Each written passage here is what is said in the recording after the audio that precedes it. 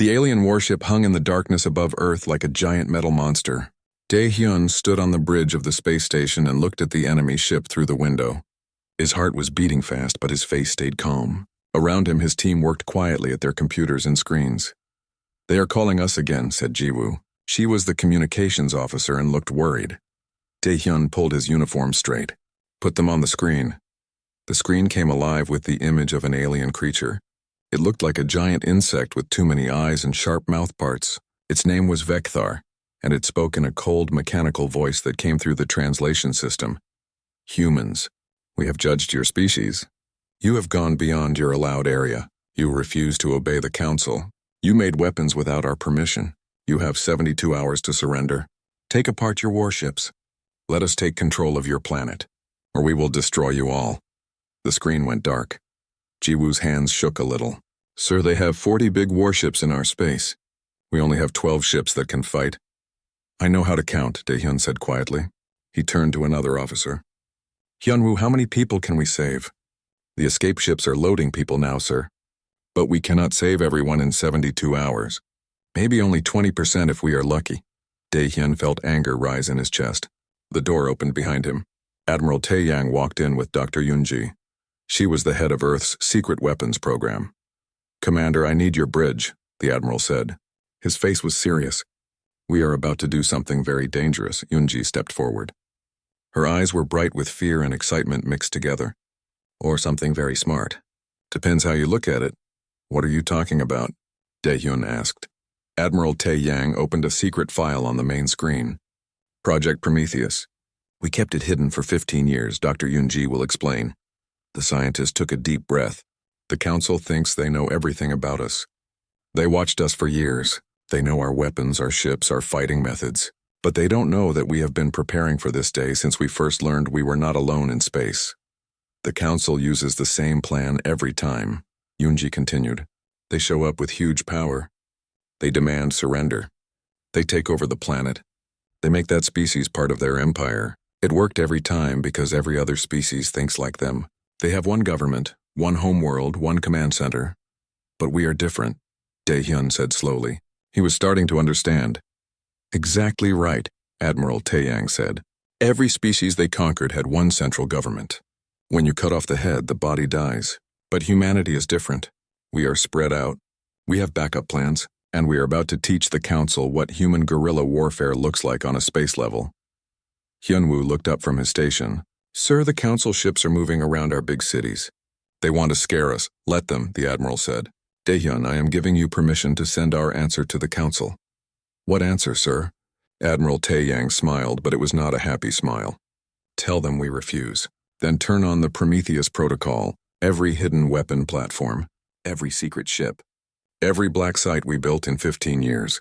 It is time the council learned that humans do not surrender," Dr. Yoonji added softly. "And it is time they learned why Earth's best hunter species is also its most angry, when you make it mad." Dae-hyun looked at the faces around him. Jiwoo looked determined. Hyunwoo looked steady and ready. The admiral looked like iron. He thought about the billions of humans on Earth below. He thought about the colonies on other planets. He thought about the children who would live in whatever future they made today. "Send the message," he said. "And may any gods who are listening forgive us for what comes next." The message went out into space. It was simple and clear. No. Earth refuses to surrender. Vekthar could not believe what he was seeing. The humans said no. Actually said no. In all his years of service, no species had ever refused after seeing the power of a council fleet. "Scan the human ships," he ordered his officer. "Tell me if they are preparing to fight or run." "Neither, sir," the officer said. He sounded confused. "Their military ships are spreading out, moving away from Earth. Their defense stations are turning off power. It makes no sense." Vekthar thought about this. "They are running away from their home world. We will hunt them down one by one. Prepare to attack the main cities. We will leave some humans alive to work for us, but we need to break their spirit first." "Ready to fire, sir." "Fire the weapons." The council ships attacked. Energy beams and missiles rained down on Earth cities. New Seoul, New Tokyo, the Atlantic Arcology, the Sahara Dome. But when the weapons hit, something unexpected happened. The attacks hit shields. Impossible shields that should not be there, report. Vekthar shouted. The cities are protected, sir. They have planetary shield generators. But our scans showed no such technology. Because they hid them, Vekthar said angrily. Scan for underground installations now. The display lit up like stars in the sky. Hundreds of hidden facilities all over the planet, all turning on at the same time. Sir, we are detecting weapons. Orbital defense platforms appearing all around us. The first human railgun round hit Vekthar's flagship hard. It punched through shields that should have stopped anything. Alarms screamed. The bridge tilted as explosions ripped through the ship. Dodge them. Fire back! But the humans had planned their trap perfectly. The orbital platforms were not just firing bullets. They were launching swarms of small, fast objects that covered the council ships like angry bees. Boram watched from her stealth ship as the first phase of the plan worked. Around her, the crew monitored data from hundreds of drones attacking the council fleet. They are adapting to the drone swarms, said Minseo. Turning on point defense. We expected that, Boram said calmly. Begin phase 2. Launch the Hornets. Her ship and 11 other hidden ships released their special weapons. The Hornets were small missiles with short-range teleport drives. They would jump directly inside enemy ships, go past the shields completely, and explode.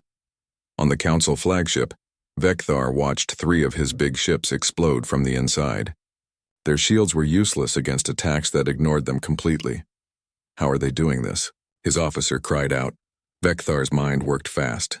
The humans had tricked them, made them think Earth was helpless, drew them in close, then surprised them with weapons the Council never saw before. But the Council still had more ships. They could still win this, all ships full power to engines. Pull back to high orbit and regroup. We will attack from far away where their weapons cannot reach us. Sir, multiple ships jumping into the system. Human vessels arriving. The display exploded with new dots, not just military vessels. There were civilian ships, cargo haulers, mining ships, even old colony ships that should have been scrapped. All of them had weapons now. All of them were coming at the Council fleet. Sung Ho commanded one of those converted cargo ships. His crew was made up of miners, engineers, and farmers. Regular people who volunteered to fight. All weapons target that cruiser, he ordered. Hit them with everything. Sir, their shields are still up. Our weapons will not get through. That is not the point, Sung Ho said. We are not here to win. We are here to make them pay for every bit of space they take. Now fire! The civilian ships threw themselves at the Council fleet. It looked like suicide. But while they attacked from one side, the real military ships struck from another direction. The humans were using their civilian population as weapons. It was brutal. It was savage. And it was working terribly well. All ships, emergency jump. Get us out of this system, Vekthar ordered. But as the Council ships tried to activate their faster-than-light drives, they discovered one final horror. The space around Earth had been filled with special mines. These mines stopped ships from jumping to light speed. The Council fleet was trapped. Dr. Yunji watched the battle from a secure bunker deep under a mountain. She smiled thinly. They are learning, she said to Admiral Taeyang. But too late. The casualty reports are coming in, the Admiral said quietly. 30,000 dead in the civilian volunteer fleet. 30,000 heroes, Yunji corrected, who made sure billions more would live. They knew what they were doing. That does not make it easier.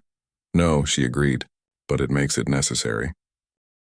Daehyun's space station had taken some damage during the fighting, but it still worked. More importantly, the long-range communication system was still good. That communication system was about to become the most important weapon in human space. What is the status of the Council fleet? He asked. 18 big ships destroyed or badly damaged, Jiwoo reported. The rest are trying to break through the trap field. They are losing more ships. Good. Hyunwoo, is the Ansible network ready? His officer nodded. All human colonies are standing by, sir. We are ready to send on your order. Daehyun took a deep breath. Then let us make sure the entire galaxy knows what happened here today. Begin transmission. The message that went out across the galaxy was not a cry for help. It was not asking for mercy. It was a declaration. It broadcast on every frequency, in every language known to the Council species. The transmission showed the battle from many angles. Council ships burning, the human defense winning against impossible odds. And then it showed something else. Captured video from Council vessels. Information stolen from their communication records by human computer experts. Dr. Minna, a language expert and code breaker, had led the team that broke into the Council's secret communications. What she found had changed everything. "Look at this," she had told Admiral Taeyang days before the battle. "The Council did not come here just to conquer us. They came here to make an example of us. Their private messages show they plan to destroy half the planet, enslave the rest, and broadcast it across the galaxy as a warning to any other species that might think about fighting them. They were going to commit genocide," the Admiral had said. His face turned gray, and call it peacekeeping. "They have done it before, to at least 7 other species. The Council is not a peaceful union. It is an empire built on fear." Now that truth was being broadcast to every corner of the galaxy. Daehyun's message was simple and direct. He spoke in his own voice. "To all species under Council control, we are humanity of Earth. Today the Council came to our world and demanded our surrender. They threatened to kill us all if we did not submit to their rule. We said no. What you are seeing is not our destruction. It is theirs. We have captured their communications. We know about the Mantic species. They were wiped out for refusing to give up their home world's resources. We know about the Felid. They were enslaved when they dared to develop faster-than-light technology without Council approval. We know about 7 species erased from existence for the crime of wanting freedom. The Council has ruled the galaxy through fear and overwhelming force, but they made a mistake. They thought humanity would be like every other species they conquered. They were wrong. We have a saying on Earth: the tree of liberty must be refreshed from time to time with the blood of patriots and tyrants. Today, we water that tree, and we invite every enslaved species in the galaxy to join us. The Council fears unity among lesser species. They have spent thousands of years keeping us divided, isolated, afraid, but fear only works until someone fights back. We are fighting back, and we are not stopping until every species has the right to choose their own destiny. To the Council, you wanted Earth's surrender. Instead, you have awakened humanity's anger. We are coming for you, not just us. Everyone you have oppressed, everyone you have threatened, everyone you underestimated. This is your only warning. Leave occupied worlds, break apart your empire, or learn what it means to face a united galaxy.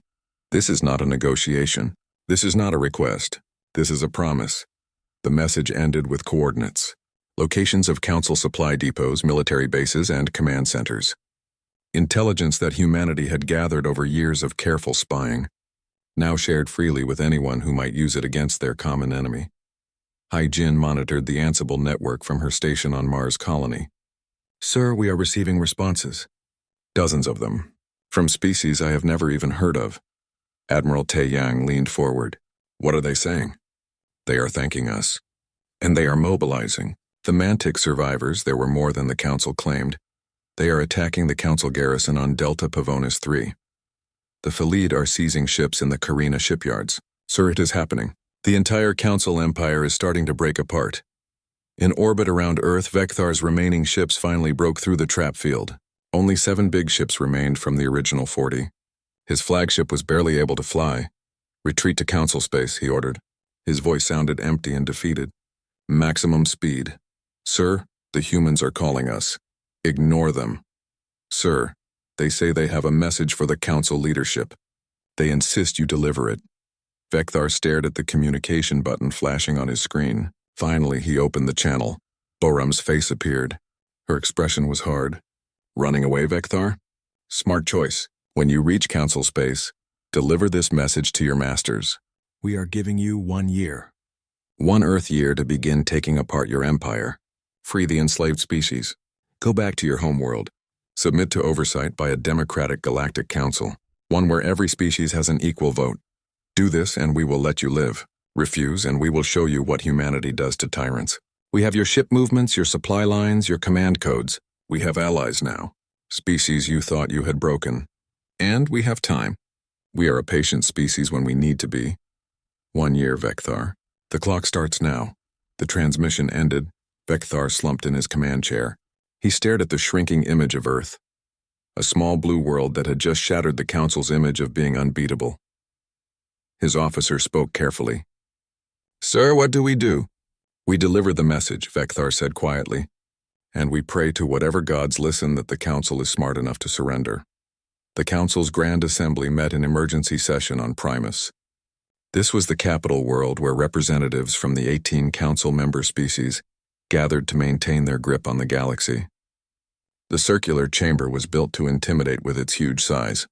Now it felt small and choking as desperate voices echoed off the walls. Council Speaker Thelrus raised his clawed hand for silence. Order, we must have order. But order was exactly what the Council was losing. 7 colony worlds have declared independence, shouted one representative. The human virus is spreading. It is not a virus, countered another representative, one of the younger members. It is a revolution, one that we caused with our own arrogance. Heresy, Thelrus hissed. The Council maintains order. Without us, the galaxy would fall into chaos. The galaxy is already falling into chaos, the young representative shot back. Because we built an empire on oppression and called it peace. On Earth, Dr. Yunji and her team watched these debates through hacked communications. They had gotten so deep into Council networks that they could now watch the Empire's leadership in real time. They are breaking apart, she reported to Admiral Tae Yang. The member species themselves are split. Some want to crush the rebellions with even more force. Others are questioning the entire foundation of the Council. Good, the Admiral said. That is exactly what we need. Ji-Hai, status on our fleet expansion? Commander Ji-Hai pulled up production numbers. The shipyards at Luna, Mars, and Europa are at maximum capacity. We are converting civilian infrastructure faster than we planned. In 6 months, we will have 3 times our current fleet strength. It will not be enough if the Council commits fully, Yunji warned. That is why we are not fighting them alone, the Admiral replied. Taemin, report on Allied forces. Captain Taemin smiled. The Mantic have retaken their homeworld. The Phalid control 6 star systems. The Arthros Collective, a species the Council supposedly integrated peacefully, just revealed they have been building ships in secret for 2 centuries. They are mobilizing a fleet that rivals the Council's main battle groups. 2 centuries? Ji-Hai asked in amazement. Turns out they have been waiting for someone to make the first move, Taemin explained. They are not the only ones. We are finding species throughout the galaxy who have been preparing, planning, waiting for the right moment. We gave them that moment. Admiral Tae Yang stood and looked at the holographic galaxy map. Red markers showed Council strongholds. Blue showed human territory. But now dozens of new colors were appearing. Green for the Mantic, gold for the Phalid, purple for the Arthros. More joining every day. The Council thought they could conquer us in a few days, he said quietly. Instead, we have started a galactic revolution. The question now is, can we finish what we started? Sejun burst into the command center. Admiral, priority alert from the outer system monitoring stations. Council fleet incoming. This one is massive. Over 200 ships. The room fell silent. They are not retreating, Ji-Hai said. They are doubling down. Fleet composition? The Admiral asked. His voice stayed steady despite the fear. Sejun pulled up the data. Dreadnoughts, battle carriers, and sir, they are bringing planet killers. Weapons designed to crack worlds open. They are not coming to occupy. They are coming to make an example of us. Yunji's face went pale. If they are willing to destroy Earth completely, they are telling the galaxy that rebellion has a price. Admiral Tae Yang looked at the faces around him. Everyone was scared. 200 Council ships were coming to destroy Earth completely. Not to conquer it. Not to occupy it. To turn it into dust and ash as a warning to the galaxy. Then we do not let Earth die, Admiral Tae Yang said firmly. He activated the Ansible network that connected all the Allied forces. This is Admiral Tae Yang of the Human Defense Initiative to all Allied forces. The Council is sending a fleet to destroy Earth. We need help. Anyone who can reach our system in the next 48 hours, we are asking. No, we are begging, come to our aid. Do not let humanity's homeworld become the galaxy's grave. The responses came within minutes. Mantic fleet on the way. We remember what they did to us. We will not let them do it to you. Phalid strike force jumping in 36 hours. Hold the line, humans. Arthros Collective Battle Group deploying. The Council ends here. More messages flooded in. Species that had been silent for decades. Species that had hidden their strength. Species that had waited for this exact moment. They were all coming. Sujin commanded the destroyer called Defiant. It was one of the outer guard ships. She watched as the Council fleet dropped out of faster-than-light travel at the edge of the solar system. It was a wall of ships that blocked out the stars. "Contact Admiral Tae Yang," she ordered her communications officer. "Tell him they are here." And they brought a lot of ships. "Ma'am, our allies are jumping in. Reading Mantic signatures, Felid cruisers, Arthros dreadnoughts. Ma'am, we are outnumbered but not alone." Su Jin smiled grimly. "Then let us give the Council their second lesson in human warfare. All ships battle formation. Today we do not fight for Earth alone. We fight for everyone who has ever been told they had no choice but to kneel." The two greatest fleets ever assembled in galactic history faced each other across the void. The fate of countless worlds hung in the balance. Admiral Tae Yang watched from the command center as the two massive fleets closed on each other. The Council had brought 237 ships. Humanity and its allies had 184. The numbers favored the Council, but this was not the same fight they expected. "Enemy dreadnoughts are charging their planet-killer weapons," reported Yunseo from Tactical, "targeting Earth, Mars, and Venus at the same time. If those beams fire, they will not," Admiral Tae Yang interrupted. "Eunji now." Deep in the asteroid belt, dozens of hidden platforms activated. Dr. Yunji's final surprise: gravity well generators, technology reverse-engineered from captured Council equipment, and improved with human cleverness. They created localized space distortions that made faster-than-light travel impossible, and they destabilized the exotic energy of planet-killer weapons. On the Council flagship, Vecthar had been recalled to command despite his previous defeat. He watched in horror as his dreadnought's main weapon suddenly went critical. "Shut them down! Emergency vent!" Two dreadnoughts could not vent fast enough. They exploded in brilliant flashes. 4 escort cruisers went with them. "It is a trap," Vecthar whispered. "Again, they have turned our own weapons against us." "All ships engage at close range," he ordered. "We end this with traditional weapons. No more tricks." But humanity had plenty of tricks left. Boram led a squadron of stealth frigates through the chaos of battle. "All ships activate the Phantom Protocol." The frigates split up. Each one projected dozens of false sensor signals. To the Council's scanners, 12 ships suddenly looked like 200. Confused and overwhelmed, Council point defense systems could not tell real threats from fake ones. By the time they figured it out, the real missiles were already inside their shield boundaries. Kyungmin piloted one of the new Valkyrie fighters. These were small craft that could dance between capital ships' blind spots. His wingmate, Ji-sung, stayed tight on his wing as they dove toward a Council battle carrier. "Remember the simulations," Kyungmin said. "Target the flight deck hangar bay. 1 shot, then we are gone." "1 shot is all we need," Ji-sung replied.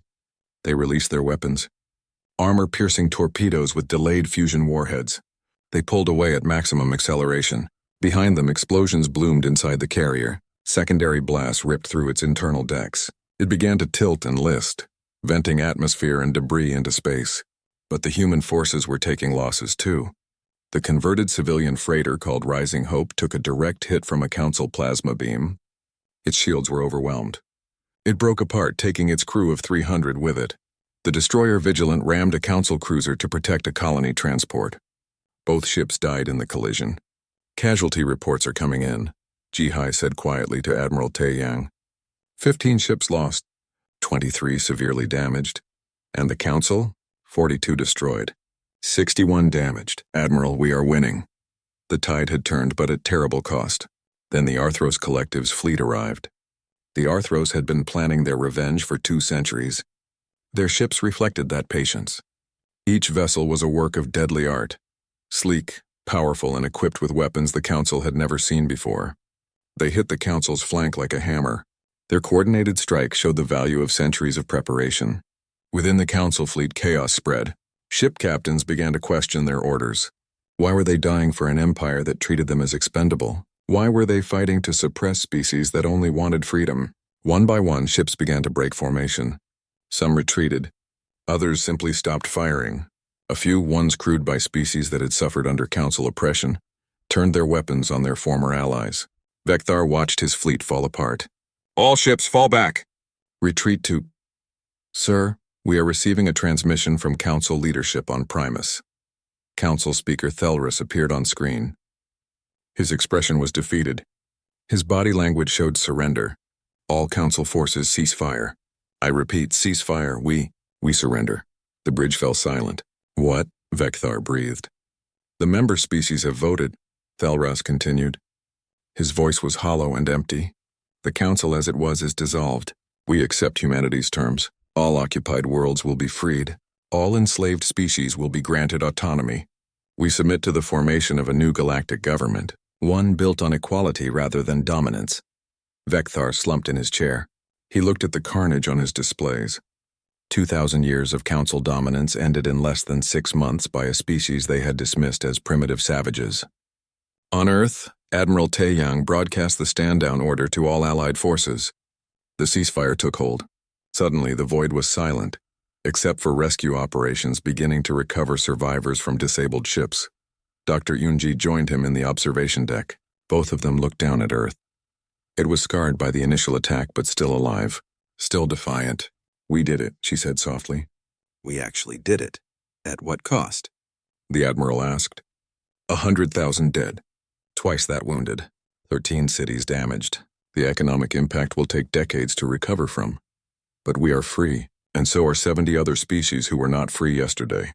Was it worth it? Yunji was quiet for a long moment. Ask me in 100 years. If we build something better than the Council? If we create a galaxy where no species has to live in fear? If we prove that humanity's defiance led to something worth having? Then I will tell you if it was worth it. The battle was over. The Council had surrendered. But the real work was just beginning.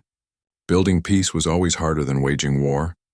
Creating something better than what came before required wisdom, patience, and cooperation. Admiral Taeyang knew that the galaxy was watching. Humanity had torn down an empire. Now they had to prove they could build something better, something fair, something that respected the freedom and dignity of every species. It would not be easy. There would be setbacks. There would be species that wanted revenge. There would be former council members who resented their loss of power. But for the first time in thousands of years, the galaxy had a chance at real peace. Not peace through domination, peace through mutual respect. The stars shone down on Earth, on Mars, on Venus, on all the human colonies scattered across space, and beyond them, on all the worlds that had just won their freedom. The future was uncertain, but it was theirs to shape. 6 months passed after the surrender. The galaxy was changing in ways no one could have imagined before. Representatives from 93 different species gathered on a neutral world. They came together to write the Articles of Galactic Unity, a new set of laws and rules that would govern how species interacted with each other. Humanity insisted on being just one voice among many. They refused to replace the Council's dominance with their own. This surprised many species. They expected humans to demand special privileges after their victory. But Admiral Taeyang had been clear from the start. They fought for freedom, not power. Jiwoo, now promoted to commander, served as part of the human delegation. She watched as former council species worked alongside those they had oppressed. It was not always easy. There was anger. There was resentment. There were centuries of pain that could not be erased with simple words. But slowly, carefully, they found common ground. They all wanted the same thing: peace, freedom, a chance to build their own futures. Sung Ho had survived the battle despite heavy damage to his ship. Now he helped coordinate the massive humanitarian effort to rebuild worlds devastated by Council occupation, or the fighting that followed. He worked with teams from dozens of species, engineers, doctors, farmers, teachers, all coming together to heal the wounds of war. It is strange, he told his second-in-command one day. They were overseeing the reconstruction of a mantic colony world. 6 months ago, we were trying to kill each other. Now we are building schools together. That is what peace looks like, his officer replied. It is not just the absence of war. It is the presence of cooperation. Dr. Minna used her language skills to help species communicate who had never been allowed to speak directly before. The Council had deliberately kept species isolated from each other. They controlled all translation. They filtered all communication. They made sure that conquered species could never unite against them. Now those barriers were coming down. Species were learning each other's languages, sharing their cultures, discovering that they had more in common than they ever knew. Minna found it beautiful and heartbreaking at the same time. Beautiful because of what was being built, heartbreaking because of all the years that had been lost. Daehyun received the newly created Medal of Unity. So did every crew member who had served on the orbital defense station that first day. The medal was not just from humanity. It was from all 93 species who had joined the Alliance. It bore symbols from each species, woven together in a pattern that represented cooperation and mutual respect. He accepted it on behalf of all who had fallen. In his acceptance speech, he spoke simply and from the heart. We did not fight because we wanted glory. We fought because we had no choice. The Council gave us an ultimatum: surrender or die. We chose neither. We chose to fight for our right to exist on our own terms. And in fighting for ourselves, we discovered we were fighting for everyone. This medal belongs to all those who gave their lives. The 30,000 volunteers in the civilian fleet. The soldiers who died defending Earth. The resistance fighters on occupied worlds. The prisoners who never gave up hope. We remember them all. Admiral Taeyang retired shortly after the peace accords were signed. But before he left, he gave one final address to the assembled galaxy. He stood before the representatives of 93 species. His uniform was simple. His manner was direct. He spoke not as a conqueror, but as a fellow traveler on the journey toward a better future. The Council believed that order required submission. He began. They were wrong. Order requires justice. They believed that peace required dominance. They were wrong. Peace requires respect. They believed that humanity would surrender when faced with overwhelming force. They were catastrophically wrong. We did not win because we were stronger. We won because we convinced others that freedom was worth fighting for. We won because we proved that tyranny, no matter how old or how powerful, can be defeated when people stand together. The galaxy today is not what it was. We have torn down an empire. Now comes the harder task: building something better. A galaxy where every species has a voice, where might does not make right, where the measure of civilization is how we treat the least powerful among us, not the most powerful. This is humanity's promise to the galaxy. We will never become what we fought against. We will never demand your surrender. We will never claim dominion over others. And if we ever forget these principles, we invite you to remind us, forcefully if necessary. The Council demanded Earth's surrender. What happened next shook the galaxy. But what happens tomorrow? That is up to all of us together. The assembly hall erupted in applause, not just from the human delegation, from every species present. They understood what Taeyang was saying. The revolution was not just about destroying the Council. It was about creating something that had never existed before. A truly democratic galactic society. But not everyone was happy with the changes. There were former Council species who resented losing their privileged position. There were resistance cells that wanted revenge rather than reconciliation. There were criminal organizations taking advantage of the chaos. And there were species on the edge of Council space who had not yet heard the news. Boram found herself leading missions to these distant regions. Her stealth frigate was perfect for making first contact with isolated worlds. Some welcomed the news eagerly. Others were suspicious. A few tried to fight, thinking it was another Council trick.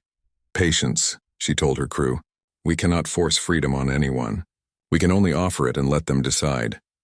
On one such mission, they encountered a species called the Voran.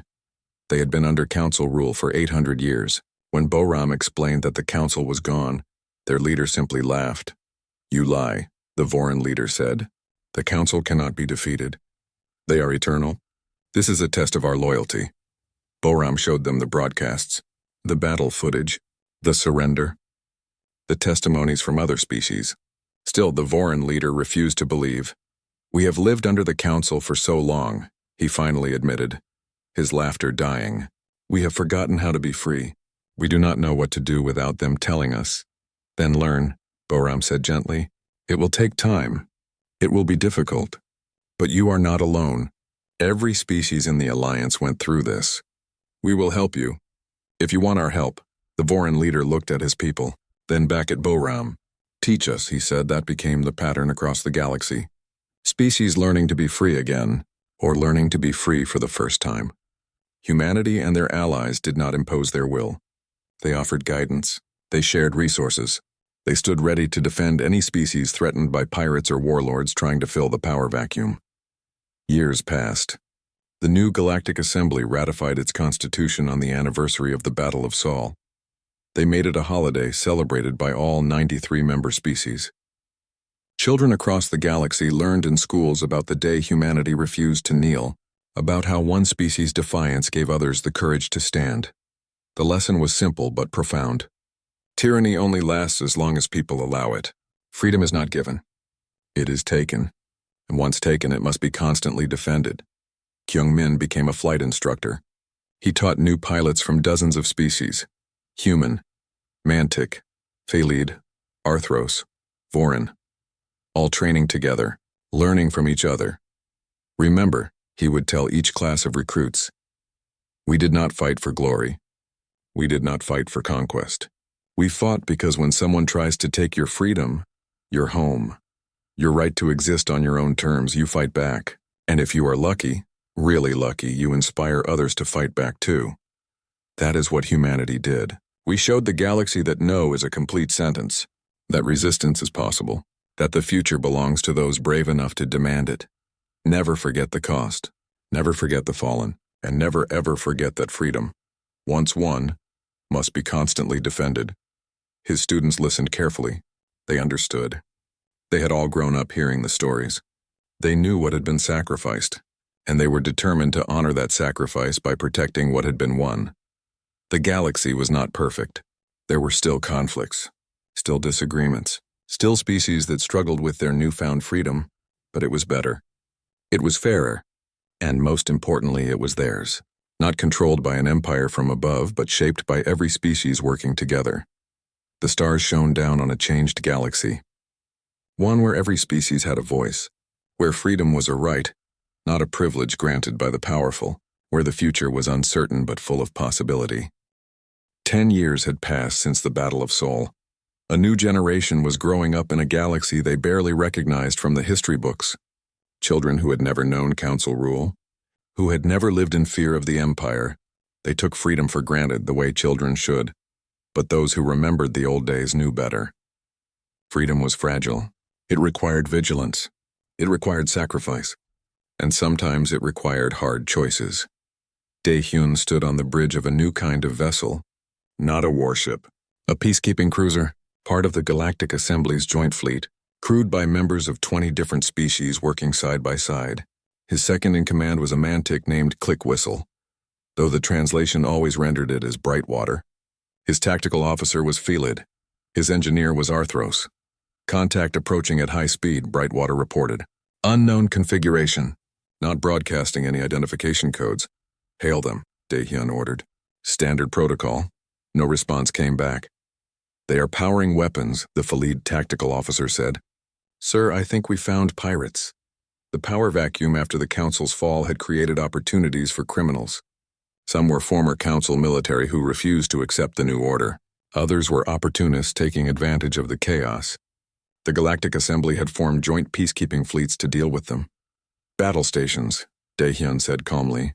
Target their engines only. We are here to arrest them, not kill them. The brief engagement was over quickly. The pirate ship's engines were disabled. Boarding teams secured the vessel. Inside, they found not hardened criminals but desperate refugees. Former council bureaucrats who had lost everything when the empire fell, who had turned to piracy out of desperation, not evil. What do we do with them? Brightwater asked. Dae-hyun thought about it. Take them to the nearest assembly station. They will face trial, but also make sure they get legal representation, and that their families are taken care of. We broke the system that supported them. We have a responsibility to help them find a place in the new one. It was not always that simple. Not every criminal was a desperate refugee. Not every conflict could be resolved peacefully. But the assembly tried. That was what made them different from the council. They tried to find solutions that respected every life, even those of their enemies. On Earth, Dr. Yoon-ji had transitioned from weapons research to xenobiology. She studied the incredible diversity of life across the galaxy. After spending so many years figuring out how to destroy things, she wanted to spend the rest of her life understanding them instead. Her current project involved the Vorin. They were having trouble adapting to their freedom. 800 years of conditioning was hard to break. They kept asking for orders, for guidance, for someone to tell them what to do. Gunji was working with Vorin scientists to understand the psychological impact of long-term subjugation. It is not just a matter of will, she explained to a colleague. The council literally changed how these species thought. Through education, through propaganda, through punishment and reward. Undoing that takes time and patience, and how much time? Her colleague asked. Generations, probably, but every generation will be a little more free than the last. That is how progress works, slow and steady. Admiral Tae Yang had retired to a small farm on Earth. He grew vegetables and raised chickens. People often came to visit him seeking advice or wisdom. He always welcomed them but rarely offered direct answers. A young officer named Haiwan visited him one day. She was struggling with a decision.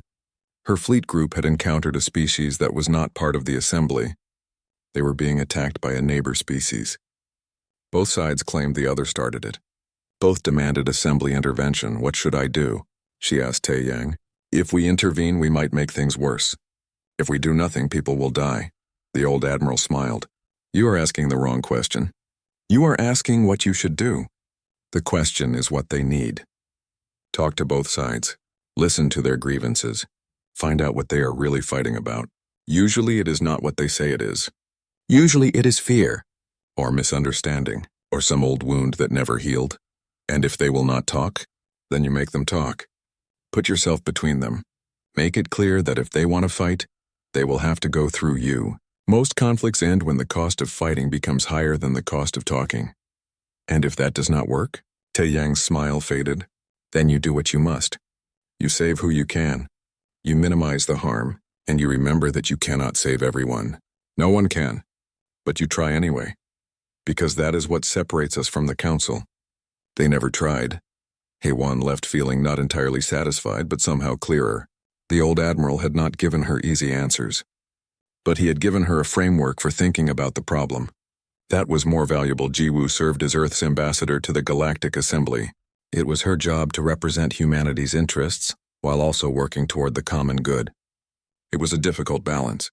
Some humans felt the assembly asked too much of them. Others felt humanity was not doing enough to help struggling species. We cannot please everyone, she told her staff. We can only try to do what is right. And sometimes what is right is not what is popular. The assembly was debating a proposal to share advanced technology with less developed species. Some members argued it would help them catch up. Others worried it would be misused. Humanity was split on the issue. Jiwoo cast humanity's vote in favor. We benefit from standing on the shoulders of giants, she said in her speech. Species that came before us that developed technologies we built upon. We have a moral obligation to extend that same opportunity to others.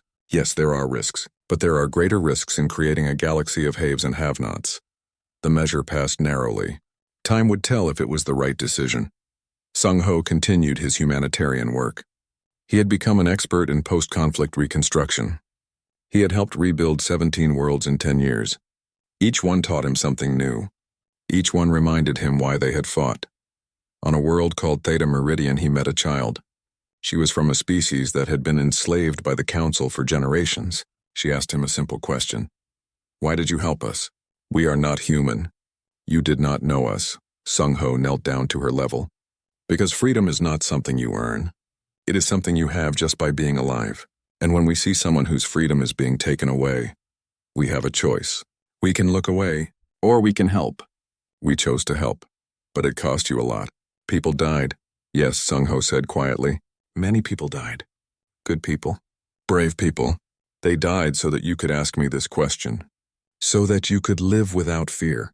So that you could choose your own path. That is what made them heroes. Not that they fought, but what they fought for. The child thought about this. I want to be like them when I grow up. Then be free, Sung-ho said. Live your life the way you choose. Follow your dreams. That is the best way to honor their sacrifice. The galaxy continued to change. New species joined the assembly. Old wounds slowly healed. Technology advanced. Culture flourished. Art and music and literature spread across the stars. Species that had been isolated for millennia discovered each other, fell in love, created new cultures together. It was not perfect.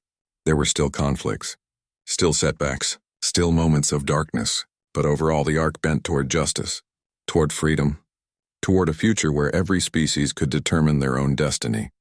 20 years after the Battle of Sol, the Galactic Assembly commissioned a memorial. It was not built in any one place. It was a network of monuments across the galaxy. Each one bore the names of those who had died fighting for freedom. Human names, Mantic names, Felid names, Arthros names, Vorin names, hundreds of species represented. At the dedication ceremony, an old Mantic veteran spoke. He had fought in the liberation of his homeworld. We gather here to remember the cost of freedom, to honor those who paid it, but also to renew our commitment. Freedom is not a destination. It is a journey, one that each generation must make for themselves. We cannot rest on the victories of the past. We must remain vigilant. We must remain committed. We must teach our children what freedom means and why it matters. The Council demanded Earth's surrender. Humanity said no. And in saying no, they changed everything. They showed us that tyranny is not inevitable, that empire is not eternal, that a better world is possible if we are brave enough to fight for it. Let us never forget, and let us never stop fighting. The memorial stood as a testament to what had been lost and what had been gained, a reminder that freedom always has a price, but it is a price worth paying. The stars shone down on a galaxy transformed. Where once an empire had ruled through fear, now a community governed through cooperation. Where once species lived in isolation, now they lived in connection. Where once the future was dictated by the powerful, now it was shaped by everyone together. It was not the end of the story. It was barely the beginning. But it was a beginning worth having, a foundation worth building on, a future worth fighting for. And somewhere in the vastness of space, new challenges were already arising. New threats, new opportunities, new questions that would need answering. But the galaxy was ready, because they had learned the most important lesson. When faced with tyranny, when faced with impossible odds,